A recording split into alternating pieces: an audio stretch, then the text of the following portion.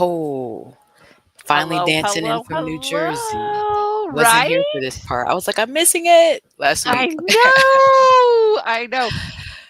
We missed you at the beginning, and we were so Yes, glad you got to pop on last thank you. time. But let's say hello and check in so our listeners Yes. know what we've been up to.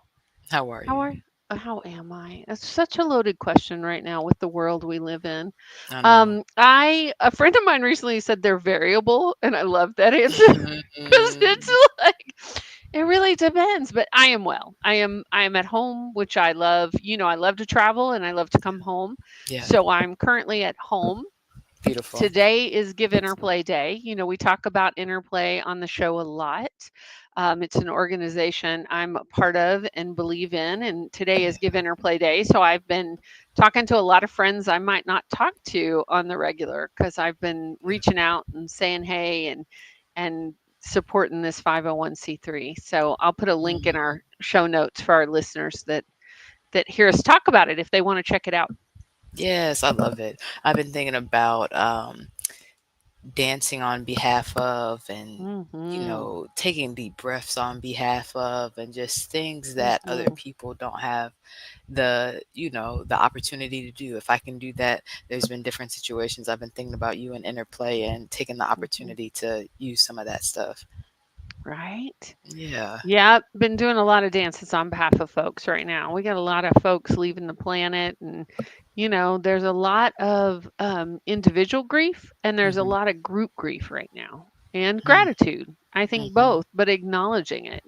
Did you see that Yeah, Ozzy Osbourne I crossed, did. and then I thought about Jamal, Sharon and the kids. Oh my goodness. right, and Yeah. then okay, wait, what is Jamal's last name? Um, Jamal. Hang on. Poet used to be on the Cosby Show. He's an Atlanta poet. Let's see. Hang on. Malcolm Jamal. Oh, Sorry, he he's passed Malcolm. away. Yeah, he I was s- vacationing with his family in Costa wow. Rica, Costa and Rica. I don't know if it was a riptide or what, but Mm. he drowned. Wow.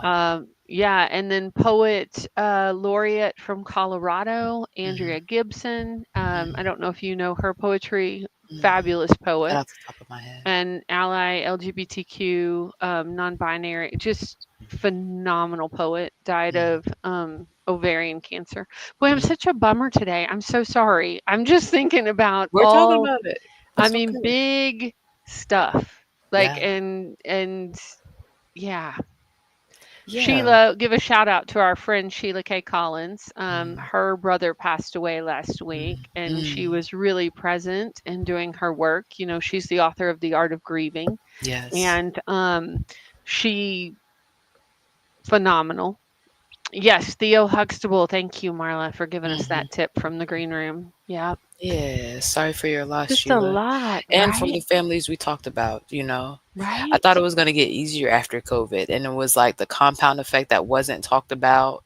And then right. the things that kept going, So when we talk about, befriending yourself and how to have your body and your Mhm, space be a safe space, mhm. that's been like an anchor, Right. an anchor for me as we acknowledge everything that's going on. Well, and I want to talk to our guests today. We're talking about emotional and mental wellness, Mhm. and I didn't expect us to open the show with that. It just kind of we haven't talked, and we usually check in about what's going on in the Yeah, world, and it we is what hadn't it had a is. chance to because we were doing some other stuff. But Yeah. I'm thinking about. I know our guest has expertise about emotional eating, which I think more than one person could use Right. at this time. When I mean, so much is everybody I know is dealing with 3 to 5 major things, Mhm. if not more. Right. And, I mean, I know you too, like, you just moved. Big Hmm. move. Like, Yeah. that's up in the top 3 stressors. Is it really? That makes Mhm, sense. mhm. Death, moving, and divorce. And I Mm. think right behind that are, like, job loss but at least Yeah. that's how it used to be. I don't know if it's currently, like, right in this moment, those are but they're all up there as top stressors. Yeah, and I did, and it was a lot. It was a lot, because it's a lot to plan to get married and move at the same time, right? People usually do one or the other. Um, for our stuff to not be here, y'all, I thought Shayla Glow was missing. I thought I was gonna have to start the Shea Butter Company all the way over. We have the EIN, but we don't have the double boiler for the Shea Butter. Um, and I had to call the lawyers and do different complaints. We talked about that last week, when we talk about using our voice Mhm. confidently. Yep, let me go ahead and put these reviews and put this feedback in, because it's unacceptable to have the family stress like this. But on the flip side, when we talk about emotional mental wellness and befriending ourselves and our bodies, I was able to stay as calm as possible. I Good. knew it wasn't in my control. I knew that Yeah. God had it taken care of. I knew that this stuff is either going to get here, or we're going to be filing insurance claims, and we're still going to have to file some insurance claims and follow up on a few things. But thankfully it's not for every item, it's just for a few. Well, I'm glad it made it. I know it made it Yes. last week during the show. Yeah, it did, y'all. It's crazy. Go back and listen to it. We're like moving and like pausing and stuff, but you did amazing. Thank you You so too, much. Fred. Hmm. Well, should we officially kick off this show and do our Yeah. intro and get this going? Yeah, let's do it. Let's Hey, do it. y'all. I'm Shannon Mitchell, a Black millennial entrepreneur and Amazon best-selling publisher, author, and all natural product manufacturer. I'm a champion for your natural self-care, sustainable business care, and overall intentional wellness. Hi, y'all. I'm Christine Gautreaux, a white social justice advocate, an international speaker, coach, Amazon best-selling author and publisher, and dancing social worker who helps you upgrade your self and community care. Together, we are a podcast rooted in the 8 dimensions of wellness and the co-founders of the Women Connected in Wisdom community. And we like to get together every week with special guests for intentional conversations about how to be wise in business, relationships, and wellness. How do we do all this? How do we do One thing at a time, it? Right? one step at a time. One Yes. incremental step. Well, Right. today, y'all, we are talking about emotional and mental wellness, Mhm. which, is threaded through all the 8 dimensions of wellness, but we like to focus in on it. During each season. Emotional and mental wellness is about being aware and intentional of our feelings in all situations. It includes having the capacity and the tools to handle and express these emotions in a healthy manner, and the ability to learn and grow from experience. Emotional well being encourages autonomy, useful decision making skills, and striving toward good mental health. Mhm. So good. I've been thinking about it as I've been working on restarting all of the social media, with coming back from seasons of grief, coming back from paternity leave with at Shayla Glow. I'm like, how do I want to share all the updates and all the things with the brands, with the community, And it's this capacity to express, handle it, okay. Express it, something else. You know what I mean? Especially because we've been talking about leading from a certain place. And I try to be really intentional about not leading from hurt or things that aren't healed yet, right? We talk about sharing from um, a Our scar instead scars of a versus wound. wounds. Yeah. Exactly. So when you're constantly scarred, what does that look like? How do you maintain your emotional and mental wellness on a daily basis? I'm looking forward to talking to our guest about it today. Yeah. You want to read her bio and bring her up? Sure. Yeah, let's go ahead and jump into it, y'all. Let's So do it. today we are talking to, let me get her whole last name. Okay, it's right here. Marla Mervis-Hartmann. Do you love your body? As a creator of Love Your Body, Love Yourself, Marla Mervis-Hartmann helps women access their yes to that question. After experiencing years of dysfunction in relation to food, exercise, and body confidence, Marla transformed her life through the radical act of self compassion and friending herself. She has since used her experiences to help empower women as they choose appreciation for their bodies, honor themselves through nourishing lifestyle choices, and cultivate confidence along the way. And correct me if I say this wrong, Marla. Marla works at iPano, an eating disorder recovery center, using body love Reiki circles, and was known as a leading body image expert and Reiki master at Journey Malibu, a drug and alcohol rehabilitation center. Most recently, she has been featured at TEDx Salinas. Her dedication to women's studies has led several foci, including women's sexual wellness, postpartum care, pelvic floor support, tantra, yoga instruction, massage therapy, and lifestyle coaching through Love Your Body, Love Yourself. Marla's mission is to inspire women to feel good about themselves as they pursue the lives they desire. Currently, Marla lives in Maui with her husband Olaf and son Aspen, where she works full time as a professional coach, speaker, facilitator, and living light. Help us welcome to the stage Marla Mervis-Hartmann. Hi, Marla. Woohoo! Woo! Hey, Welcome, Marla. thank you. Thanks so much Of for having course. me. I'm You're so very excited for welcome. this conversation. Oh, it's going to As be we good. read your bio, my shoulders started cranking up because they were like, hey, you need a little body work. Uh, Mm, yeah, So I'm going to consciously roll my uh, shoulders and bring them down because mm. do it. as you read like yoga and massage therapy, my Uh, body was like, me, me, me. Mhm. me, please. Yes, I've been thinking about a deep tissue massage. It's going on the schedule somewhere soon. Good. Yeah, you need it. You just moved. Holy moon. Yes, thank you. Yeah, I ground you receive in it. your new home. Right. Yeah. Beautiful. Yeah. So, Marla, it was been a minute since we talked to you for our coffee and chat. And since we've Yeah, last talked, you had a book come out, I Yes. right? did. Last Yeah. October called Befriend Yourself. Do you want to tell our listeners about your book and your work in the world? Yeah, I sure will. So my book is memoir slash self-help, and it's all about healing your relationship with your body and food. And as I was healing my relationship with my body and food, I've come from a lot of dysfunction um, around how I felt about myself, what I looked like, how I used food to cope with life, really.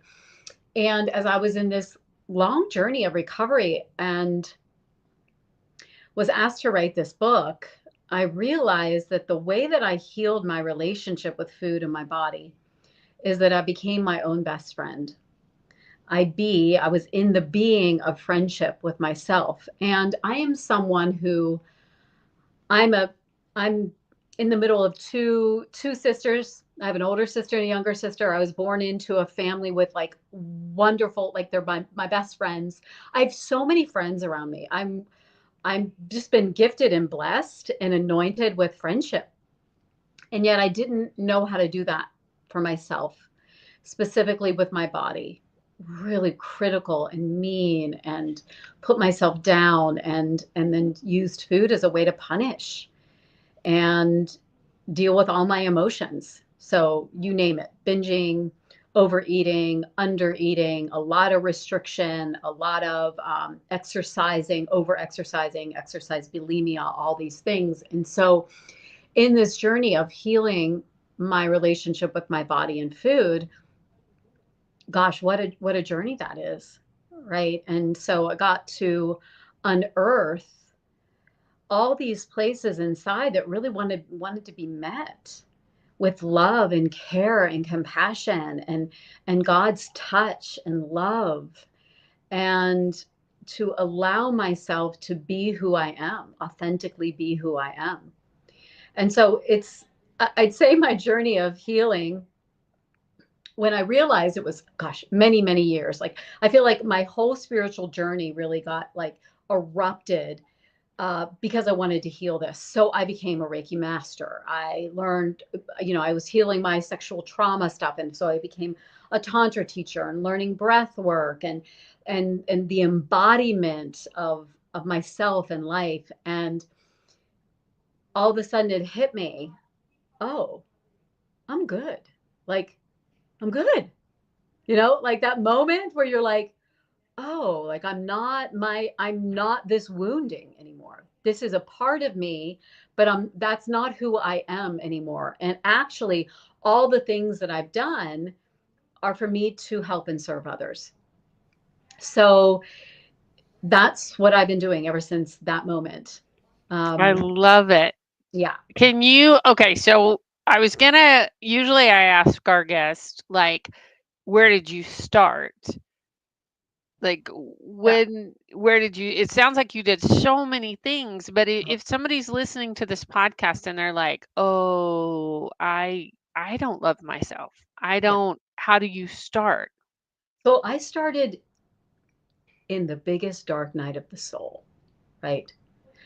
We think we start when we start to feel better, but and I needed to hit that bottom. I needed to. So what happened for me is, and I've had many of these moments, and I have a lot of clients will come to me, and they're so in it with their food, they're so hopeless. They feel like there's no way. They've been living in the relationship with their food where they're feel better for a little while, then they'll go back in, and then they're just like, this is my life. And I had that moment where I'm like, this is my life. I will never be able to control my food. I just remember being like sick and like binged and lying in my bed, and just such a dark night of the soul. Like, oh, I can still feel it, right? Like but there was tenderness in that moment, right? There was a meeting of self.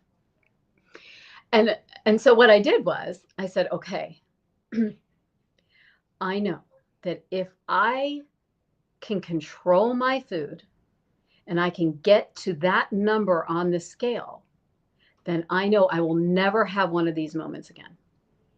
Okay. So, dark night of the soul, fine. I did one more of those like big heaps of like, I'm going to do it. So I came out of that.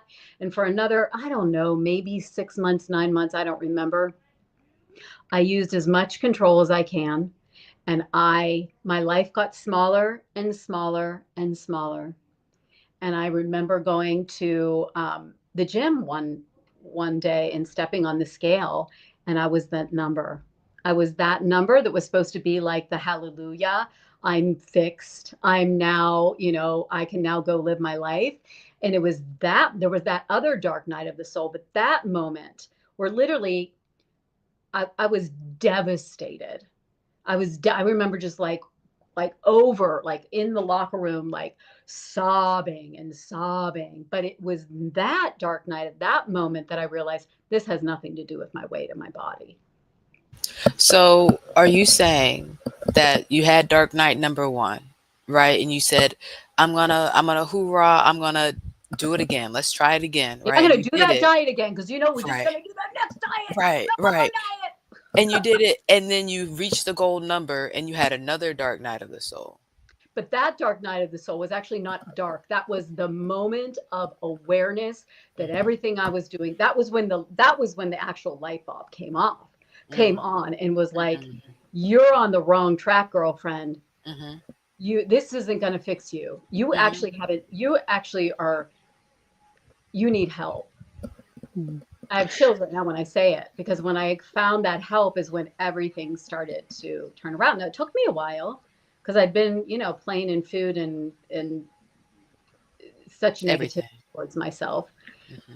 Hmm. So But realizing it wasn't a number on the scale, Right. it wasn't how you looked. Hmm. mm-mm. Yeah. So what was your next step? My next step, I think, was like coming out of the closet, so to speak, and beginning to talk to people about it and actually saying, like, I need help, and actually facing that and not just saying, so this is before social media. This is before I could, this is before there were a lot more like people like me who are actually advocating for a positive body image and freedom with food, right? So I, Well, I, and talking about it, because used to women didn't talk about it at all. It no, Hmm. was so shameful that they just didn't have the conversation because they no, thought it was all them. yeah, there weren't these kind of Yeah. conversations. And so I really had to become my own advocate, and I piecemealed my recovery together.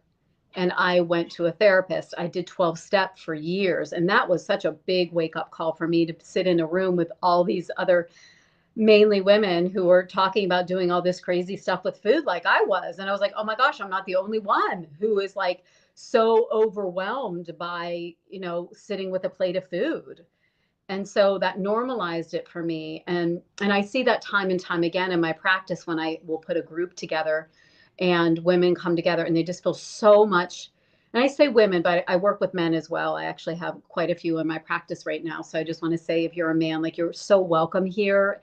Any gender, like, everyone is welcome. We all have a body. We all have to have an intimate relationship with food. So, um, as I say woman, as I say she, um, I just want to, I just hope that my heart really meets everyone here, in that we're all invited into this conversation. So I just feel like so very much called to share that in this moment.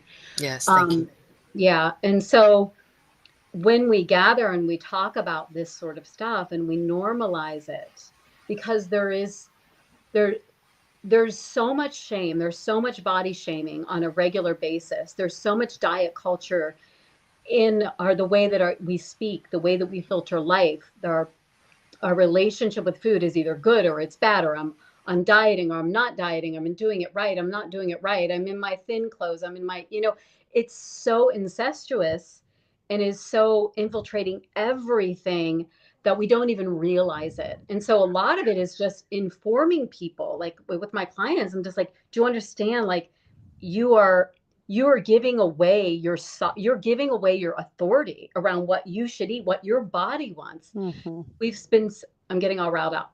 It's Um, okay. Go for it.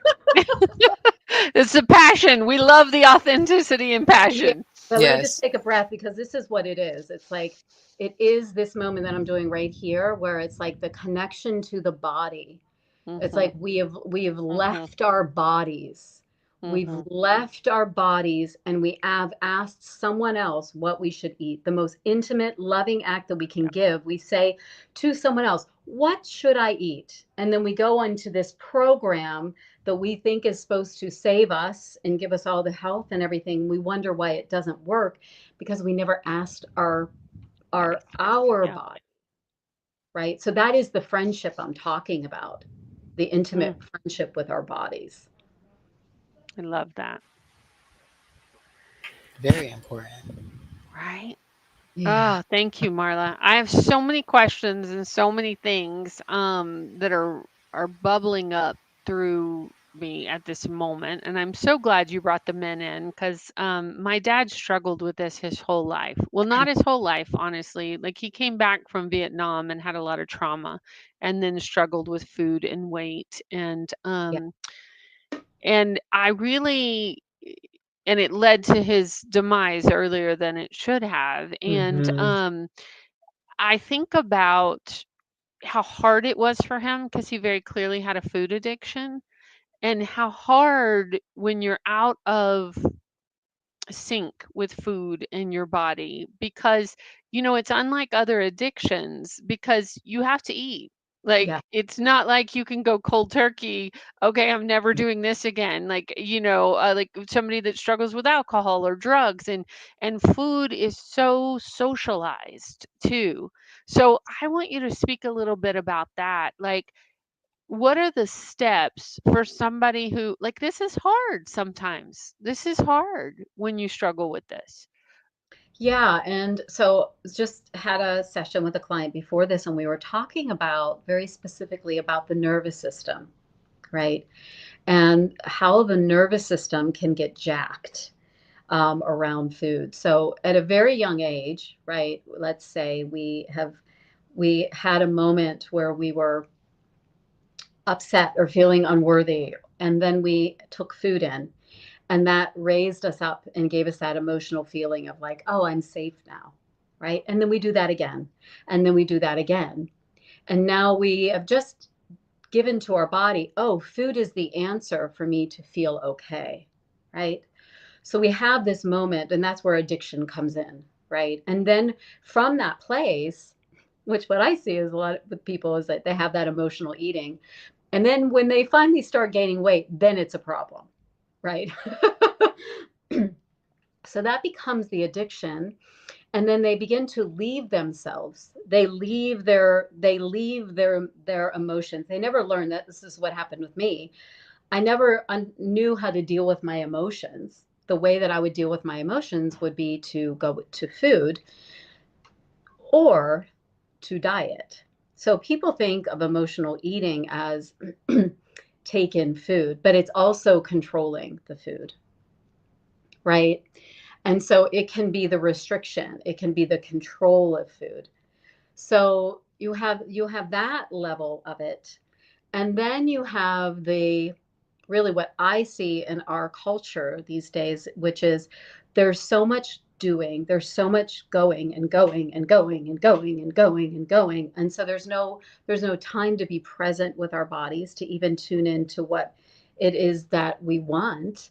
There's not even the body doesn't even realize that it's supposed to slow down. So our body is in that chronic state of stress, Mm-hmm.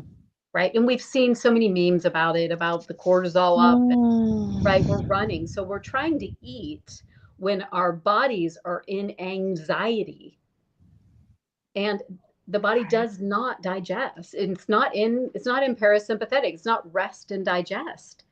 So you see so many, I don't know if it's just on my algorithm, but I don't but I'm seeing so many things around gut health, right? Right. And cortisol, and especially for Cortisol. women, because Yeah. as caregivers, and, and I think the glorification of being super women, where women are working and they're raising families and they're taking care of everything, including their communities, and like it's in the world. And, we talk Yeah. about it often on this show, Marla. Like, Yeah. Yeah. We And do. we can say that we don't want to do that anymore, but the nervous system is so wired in that way that even when we try to slow down, and that's what happened to me, I tried to slow down and I just crashed because my nervous system's still running. Right. And so in some ways, I believe that if we actually slowed down and took care of our nervous system, I don't know if we'd need all these gut protocols, because our body would actually know how to rest and digest our food and to be with ourselves. Right. When you say gut protocols, what do you mean? Like I said, everyone has a different algorithm on what they see on there, but Right. it's like IBS, and it's like this Mhm. probiotic and this Mhm. prebiotic, and Mhm. everyone's dealing with some sort of gut issue, and everyone's Right. dealing with adrenal fatigue, Mhm. and all these things. And I think in some ways, if we really taught ourselves how to be, and we can actually use food in the proper way, that Right. when we bring it out 3 times or 5 times, or how many times you're bringing out your food, to actually calm down and be with it, we're mm, rewiring something. We are unlearning, and we are rewiring our nervous system into a way that says, this is the moment that I'm supposed to pause. Right. right. So I would love to go deeper into, and you don't have to do too much science if you don't want to, but I would love to talk about the details of gut psychology and what it really means to take care of your gut, right? Because our listeners and our viewers may be seeing it out on the algorithm, and they might lightly think that we're just talking about the stomach, but it's a huge piece of how you think, right? And then how you think about yourself, how you go about your day. And with it, I mean, I would love to talk about the parasympathetic nervous system and the sympathetic nervous system, like you're saying, because I was having this conversation the other day about dealing with difficult situations, and they were telling me to show more of my emotions, and I was like, "What? You see me deal with it. You see me color and journal and slow down, and it sounds like those things don't matter, but those are the keys that help you go from one side to the other." So can you talk more about what we were just referring to? Yeah. So what I'll say to start is that I'm not an expert on. There's so many people who are such gut experts on the microbiome Right. and the understanding I of hear the you. gut and all of that. That's not Okay. me, right? No problem. I'm not. But what I will share from what I have learned within my own healing, and what Hmm. I've learned, because I've had so many of my own gut issues. I've had what is called SIBO, small intestinal bacteria overgrowth, right? Okay. Which, when I think about that and I really look at that, I do think that has come from my being in a state of sympathetic nervous system, which is where the cortisol is running. Mm. And so we think about that. It's running, and the sympathetic goes and it says, go, go, go, go, right? Hmm. And we can be in this chronic stress. It's like, oh my gosh, I'm supposed to be there, right? It's not there's no danger. Like Mhm. literally there's no danger. And even if we're 2 minutes late, we're fine, right? Right. We go into this state of sympathetic, and then all of the energy goes into our brain, which makes us anxious and makes us think. All goes away from our core, from our connection to ourself, from our power. Like as women, we're like, we're down in there, right? We're in our root, we're in our like pelvis, right? We're in our hearts, right? But when we're anxious and we're running, we're in that sympathetic experience. We're not all here, right? And so getting into that parasympathetic state where is literally it's the rest and digest. And I love what you said, Shannon, because it seems like you have a recipe. You have something that works for you, which is the journaling and caring for yourself. And I think we all have those things. I mean, I have a whole list because we're in that sympathetic, when we're like in cuckoo land, right? Right. We don't remember, right? We get Right. sick. It's like I don't know what to do, right? I have a list, and I'm like, Which, what do I do when I'm in this state? so what's Med- on your list? okay, Okay. so I have meditate, call my sisters, do Reiki, prayer, sing a praise song, go lie down, put my phone down. I have like that list, but Yes. it's all different. It depends on, am I grieving? Mhm. Am I actually processing something? Am I mad at my husband? Mhm. Am I cranky? Did I not get enough sleep? They all ask for something different. This is in this, if we go back to befriending yourself, this is understanding yourself so much that you understand that my body, my being needs this tool from the shelf. It's like asking a friend, what do you need? Oh, you're thirsty? Let's get you some water. Oh, you need to rest? Here, let me give you a blanket. Right? So this is that experience of taking ourselves from that sympathetic state of rushing to the parasympathetic. And what does that do? That fuels us. And I that, love that, Marla. yeah. You had mentioned self compassion earlier, and one of our Women Connected Wisdom is Dr. Cynthia Phelps, who teaches about self compassion through Inner Ally. But I wanted you to tell our listeners, like, how are you self compassionate to yourself? Because, we hear these words, and Hmm. often people are like, I don't even know how to do that. So, say you've got somebody who's being mean to themselves, or what was your first step, or what do you say to clients is a good first step to being kind to yourself and Yeah. self-compassionate? Thank you so much, Christine. Because I think that being compassionate it's not just like a good idea. It's not like just like, I don't know, once again, like putting it on a meme. Be nice to yourself. Yeah. It's scientifically proven It that it actually makes a works. difference. Yeah. So when someone comes to me and they're binge eating and they're saying, I can't stop binge eating, and they are saying, much of their languaging usually is, I'm disgusting, I'm gross, I'm broken, what is wrong with me? I can't handle this. I yeah, I'm broken around food and food has control over me. And so what so you take that, right, and you can substitute that for whatever that part of you, because we all struggle with different things. So it's not food, let's put something else in it in this story. And so what they want to fix this, whatever, the food, the binge eating, so that then they can become compassionate. And that's not how it works. Compassion has to meet that. So if we think about it as an inner child, an inner character, as a friend, it's like, oh, I'm so sorry that I'm still doing this. Right? So it's not about going like, it's okay. I'm okay. I'm going to be nice to myself.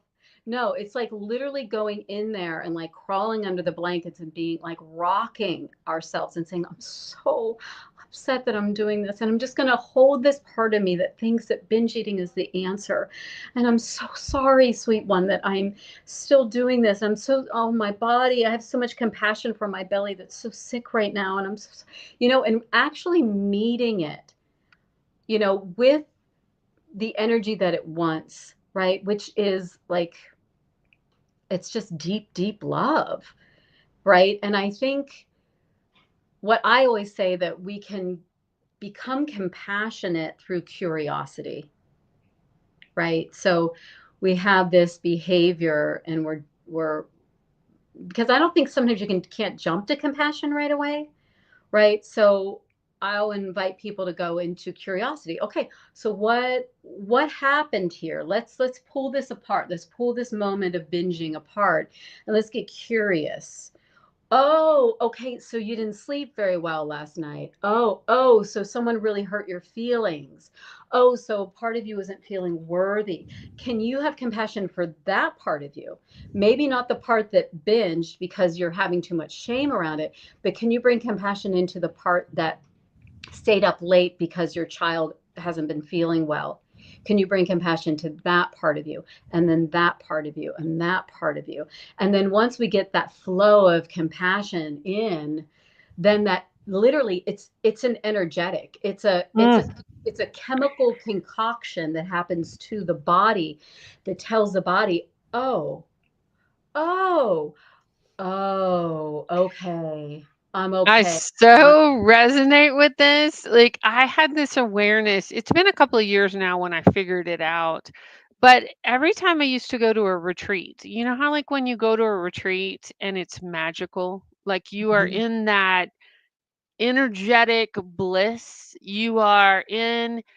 Well, I didn't, it took me a couple of times to realize it, but, what I would do to bring myself down to so I could function in everyday life, which Mhm. wasn't magical bliss, was I would eat some junk food, and I don't Yeah. usually eat junk food or go through a drive-through, or and then I'd feel horrible. So I'd go from this incredible bliss, and most of the time I was eating great, I was exercising, I was in the zone, and then all of a sudden I would like do fast food.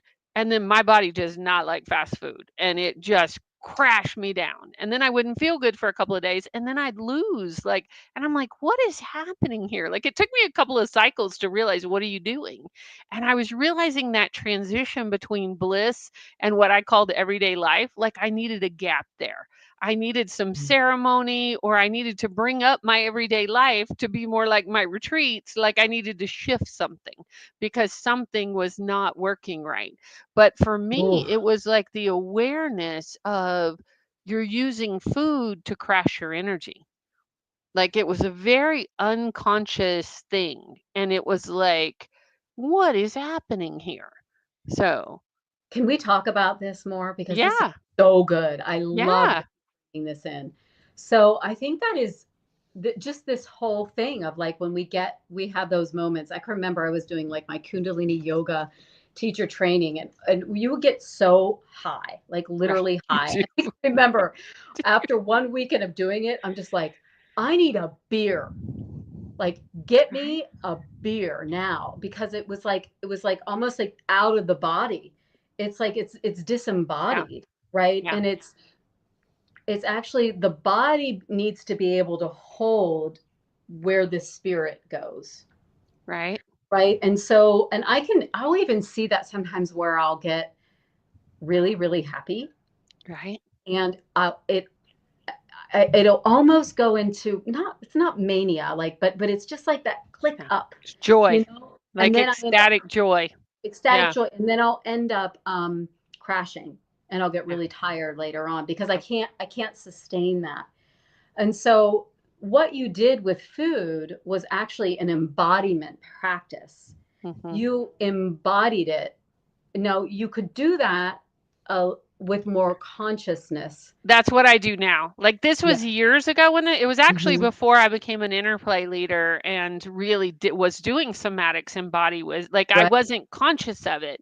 And then I Hmm. started noticing the pattern, and then I was doing embodiment practices and was like, "Oh, that's what you're doing."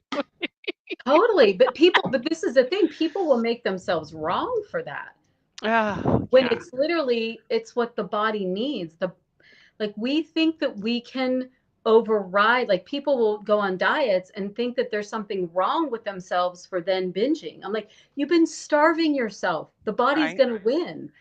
Right. Your body's going to win. It wants you back here. It wants to feel safe.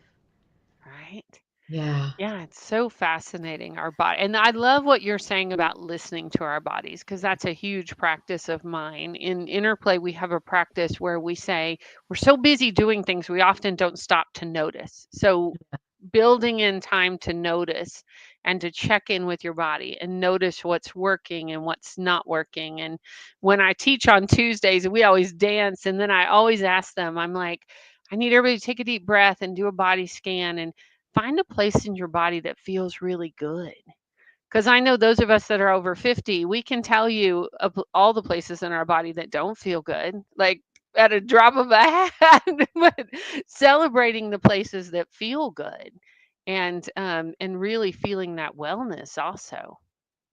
Yeah, I mean, I would invite everyone to do that right now. Like, where Yeah, are you? What's going on? right. I was gonna ask you, Christine. So you used to do drive-through or junk food. What did you replace it with? What do you do now? Well, often I'm just really conscious of that I might have a little treat, but it's not the same. Like, cuz what I know for my body does not do fried food. And Okay. my body doesn't do gluten, and it's, I mean, that, and this was way before non-gluten was a trend. Right. I just would get sick, and I started listening to my body about what do you need or what do you not need.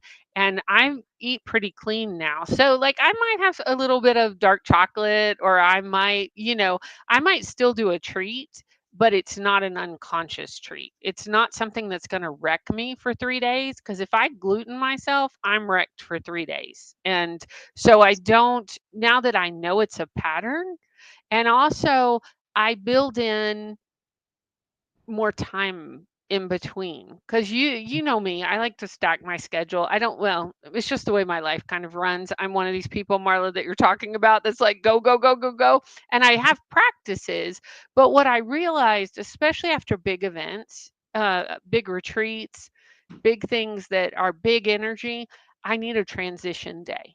I need a transition day to be, to rest, to, I always call it reentry, like to re-enter. And before I didn't have that. And that was part of the crash. It was the, you got to get here now. Hmm. And now I think I'm gentler with myself, and Hmm. that I don't have to do it that way. Beautiful. That's Yeah. beautiful. Thanks for asking. Of Yeah. course. Marla, it looked like something came up for you. Did you have something that you wanted to share? No, I just love everything. Everything that you said, Christine, I think is just beautiful. It's about like you gave your body time to integrate that high, right? It's like, oh no, we're just gonna be. The power of being.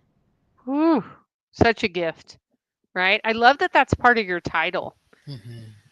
Do you give resources in your books for folks? Like, I if do. somebody's reading your book, what do you, we started talking about it and then we got sidetracked pretty fast. So, talk about some of the resources in your books, or tips or tricks, or I know it's probably not that easy, but Yeah, well, let me just share what comes up when you. So my book is it's my story, and what I've heard over and over again is that I feel like you're telling my story, Marla, right? Like, unfortunately, my story is not some unique story. It's not some story that's like, oh my gosh, I can't believe that ever happened.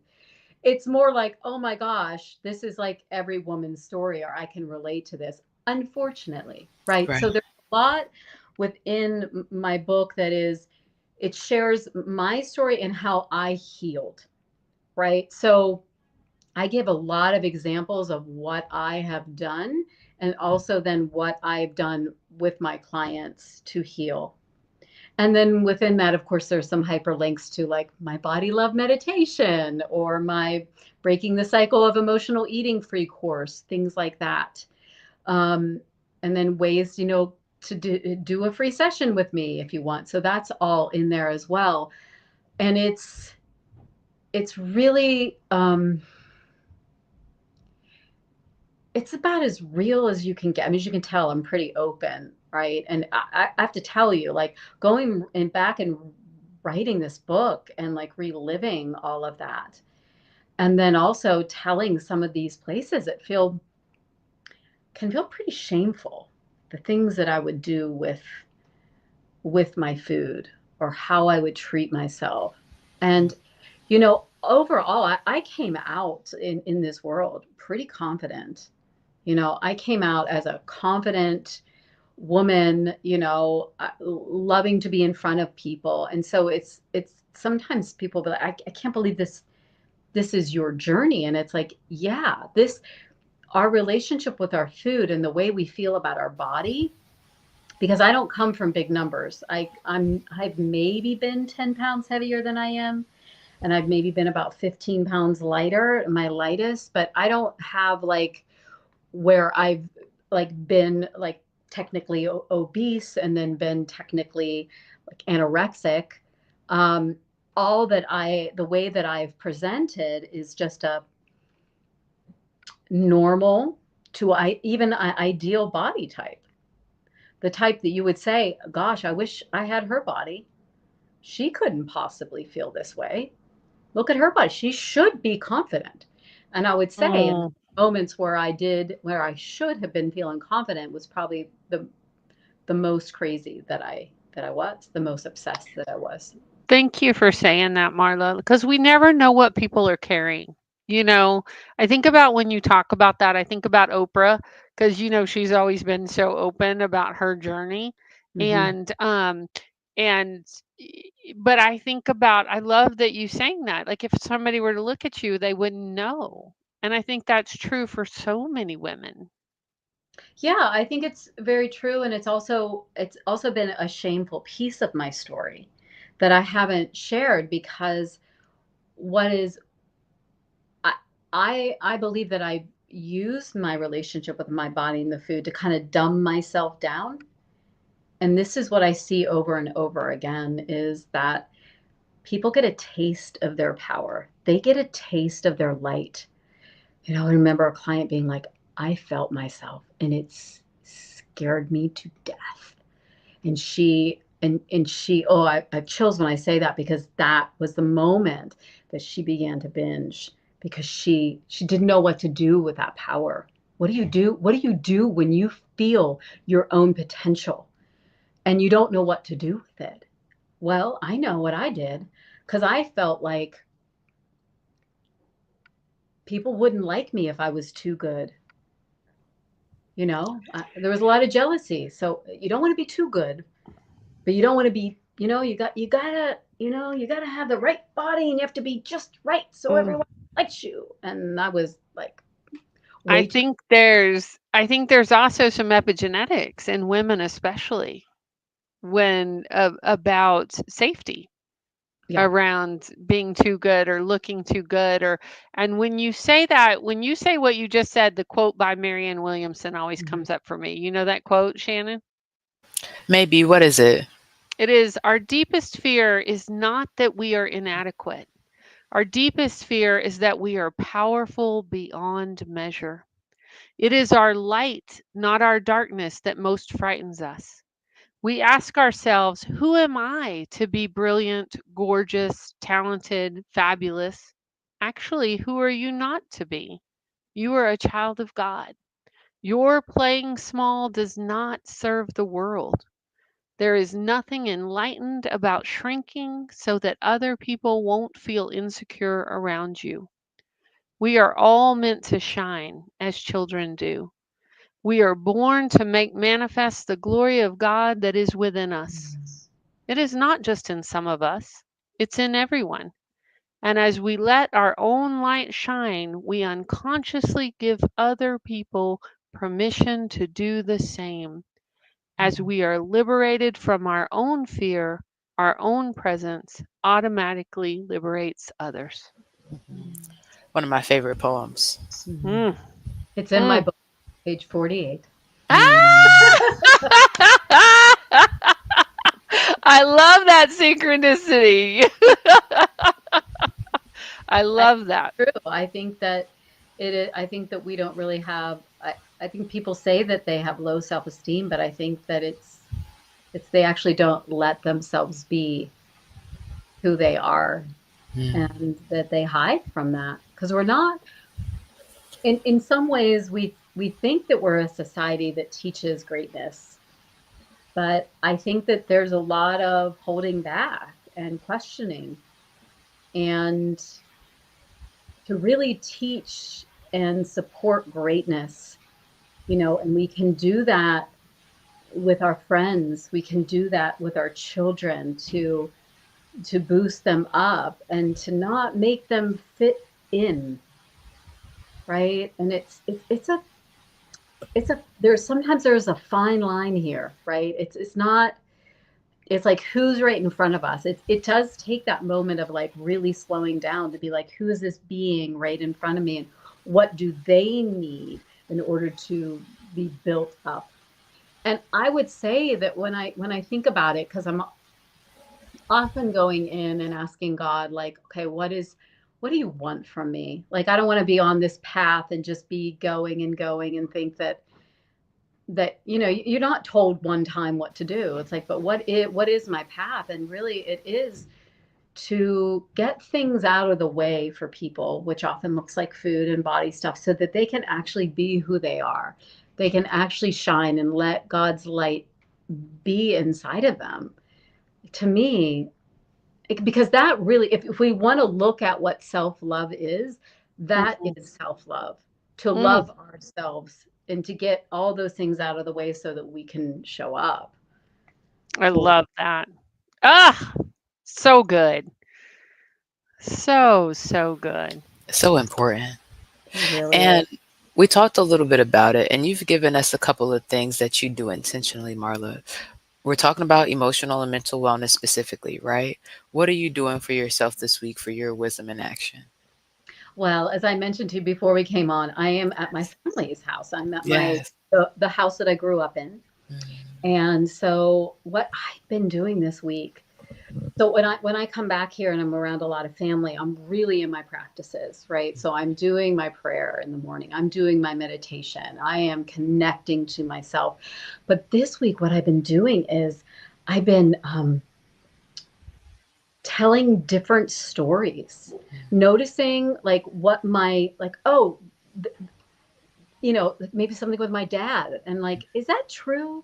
Can I rewrite that? Can I let my body experience this differently? Can I rewrite this story for myself? And so I'm looking at all these moments and beginning to rewrite them. And the other part that I've been doing is asking myself, who am I without this struggle? Whatever this is, right? So, who am I without the struggle around food? Who am I without the struggle around money? Or who am I without the struggle with, the struggle, meaning even like this little relationship thing between me, maybe me and my mom? Like, how can I show up differently? And so I'm just really looking at things completely different. And what has shown up for me this week is so much contentment. I don't think, how, just kind of share like a truth for me. I'm someone who's always wanting to grow, and I'm longing, and I'm kind of pressing, and I'm like, and what I realize is that I've been doing it from a place of discontentment. And I didn't realize that until I was driving on this road Sunday morning. It was so beautiful out. I'm like, I feel so content. Like, what do I actually need? Like, I don't really need anything. I am so freaking bloody blessed. Like, Mm-hmm. on all those levels that actually really matter. Sure, do I want more money? Sure, do I want it, like, Right. yeah, yeah, Right. yeah, but Sure. Of like, course. Right. but it hit me in a way that I've never felt before, I think. Like, Yeah. content. Like, it was like, oh, oh, I that's know that feeling and I medicine. love it. And like, what can I create from here now? What? And I Mhm. don't even want to go into Mhm. that's where my mind goes. Right. Okay, Right. Right. Right. Right. but But like, really, yes, I'm but with you. really, like, but I feel God being like, just stay. I want you to stay right Yeah. here. Stay. Yeah. Let's cook in this for a little while. Let's cook it. Right.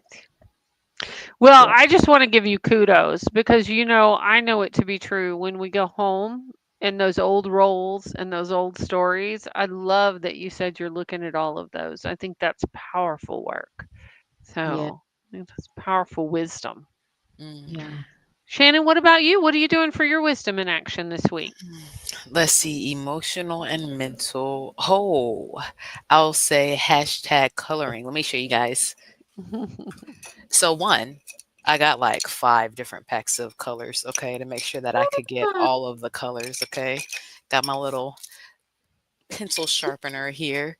And since we moved to the beach, I got a mermaids and sea creatures. I'll show you guys my turtle. Turtle time like I master love it. disguise. I love So we've it. been coloring. mm, And some of the stuff I'm like, I don't think this is the right color, but we're gonna keep going, and just taking that space, controlling what you can, and yeah, making art out of it. Thinking about looking at the beauty and making art out of everything. So I'll say Mm, hashtag coloring. Hmm. mm. nice. I Yeah. love that. What about you, Christine? What's been working? Oh, so many things. I am so lucky. And I was thinking about, because it really ties to this conversation. When I was teaching on Tuesday at our Radical Self and Community Care class, we were talking about when we're really tired and things or practices that connect us to spirit and refill our energy. And Mhm. it really came up for me because we did a lot of stillness exercises and things like that to access this info. And what really came up for me is creativity. Like I love to Mm, create. I and so I think mine this week is hashtag be creative and Mm. probably be curious because I really liked what you said, Marla, about the curiosity aspect of it. And so I think I'm going to be curious about what my body wants this week and what it wants to create, and I'm going to be creative because that feeds me and feeds my soul. So mm. I love it. I Love love that. Well, Marla, thank you so much for being here. Thank you so much for the bravery to share. I know it's not easy to talk about what we thought at the plate or in the bathroom or at the mat, at the different places where we take care of ourselves. So thank you for the work that you've done and the work that you help your clients do. Thank you, Shannon. Of how course. can folks find you, Marla? Yeah, you Yeah. can find me at loveyourbodyloveyourself.com. You can find me on Instagram at Love Your Body, Love Yourself Always. Please hit me up. As you can tell, I'm pretty approachable. So ask me a question. You can find on my website Breaking the Cycle of Emotional Eating, which is my free course. It's free, but there's a lot of good like it's packed. You're going to That's get awesome. yeah, you're going to And get we're going to put all that in our show notes. So if you're driving and listening to this or running and listening to this, don't Yeah. worry. Go to womenconnectingwisdompodcast.com and it'll be there. And you can connect with Marla, get that free gift, find out her Instagram, her Facebook, how to buy her book, her TEDx talk. We didn't even talk Yes. about that. Oh Woo! yeah. Yeah. So, Yeah. That's a well yeah. done. Thank Thank you for you. your work in the world. Thank And we're Yeah. you. so grateful to be connected. I'm so grateful to know you too. Thank you so So, much. Absolutely. Talk soon. ah, good, good episode, Hour is never enough time. It's always right? okay. This It is the goes first by hour-long so conversation. quick. I know. All right, friend, we are about to wrap episode 199. Yeah, we are. What do our listeners need to know? So y'all, if you're gonna be here next week, when you're here, right, it is 2 hours. So we'll have our Mhm. guest on, and then we'll have more guests on for you the second hour. So make sure you have extra snacks, extra proactive communications with those that love you. You need extra space, okay? Because we'll be in here having a Your really good water time, bottle. right? Water bottle. Uh, listen, I had coconut water and water, whatever you want. Come join us. We're gonna have a really good time. We have some of the women connected in wisdom that you know and love, and looking forward to having some new faces for you too. Let's see who pops in the comments and everything with us. Right? I Yeah, know. We already know a few people that are planning on showing up. It's going to be super fun. I know. I'm looking forward to it. Well, y'all, thank you so much for being here again. Episode 199. Don't forget to catch up on your replays if you want to, see what we've done before the 200th episode next week. And in the meantime, be well, be wise, be whole. We'll talk to you soon.